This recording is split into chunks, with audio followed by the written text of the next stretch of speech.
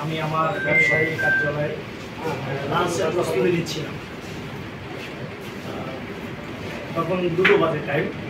হঠাৎ করে 10 থেকে 15 জনের এক টিম আমার অফিসে ঢোকা এবং সাথে সাথে অস্ত্র প্রদর্শন করে আমাকে বলে ডিবি প্রধান আপনাকে তার অফিসে ডেকেছে, আপনাকে যেতে হবে।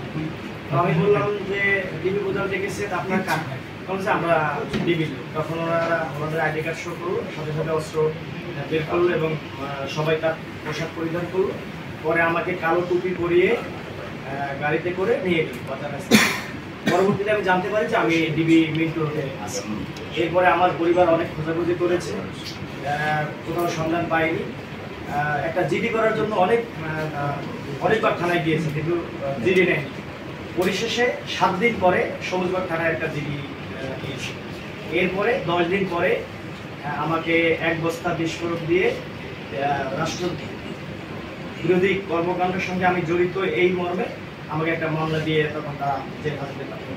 এই যে 10 দিন আমাকে রেখেছিল, মানে খুব ভয়াবহ নির্যাতন করেছিল।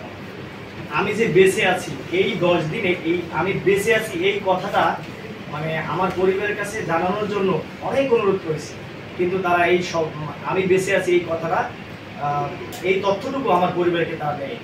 যার কারণে আমি ওই 10 দিন যে গুম ছিলাম, আমাকে রেখে যে নির্যাতন করেছে, এই সময়ের মধ্যেই আমার ব্যাপক ক্ষতি হয়েছে। আমার ব্যবসায়িক ক্ষতি হয়েছে, অন্যান্য কোম্পানির সঙ্গে আমার যেটা ছিল নির্যাতন। আমাকে কালো টুপি পরিয়ে এবং হাত বেঁধে, হাত পিছনে বেঁধে বিভিন্ন সময় বিভিন্ন রুমে গিয়ে টর্চার করেছে, মেরেছে। ডিসি মশুর নিজে আমাকে তার পায়ে পরিহিত বুট দিয়ে আমার মাথায় আঘাত করেছে, ও নিজে ওর পক্ষে ডেকে নিয়ে। আমি যেতে পারছি না, আমাকে নির্যাতন করে তো কাহিল করে ফেলছে। এরপরে 2 জন ডিবির ঘাড়ে ভর করে আমাকে তার রুমে নিয়ে গেছে, দোতলায়, পুরোনো বিল্ডিং এর দোতলায় নিয়ে। সে আমাকে জামাতের নেতৃবৃন্দকে ঘুরিয়ে দেওয়ার জন্য তাদের ইনফরমেশন চাচ্ছিল। তো আমি বলছি যে না, আমি তো জানি না তারা কোথায়। এরপরে সে আমাকে ফ্লোরে ফেলে দিয়ে আমার মাথায় তার পা দিয়ে আঘাত করে। তার পায়ে যে শু ছিল সেই শুয়ের আঘাতে আমার মাথা, আমি অজ্ঞান হয়ে পড়েছি। এরপরে উঠে দেখি আমি একটা নির্জন কমে। এরপরে এই 10 দিনে আসলে অনেক নির্যাতন করেছি, অনেক। এক সময় একটা রুমে নিয়ে গেছি।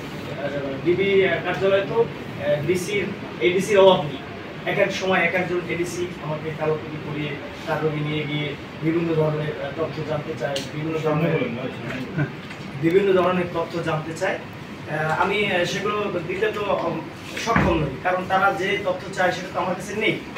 যার পরিপ্রেক্ষিতে তারা আমার উপর আরো চরম টর্চার তখন করছে।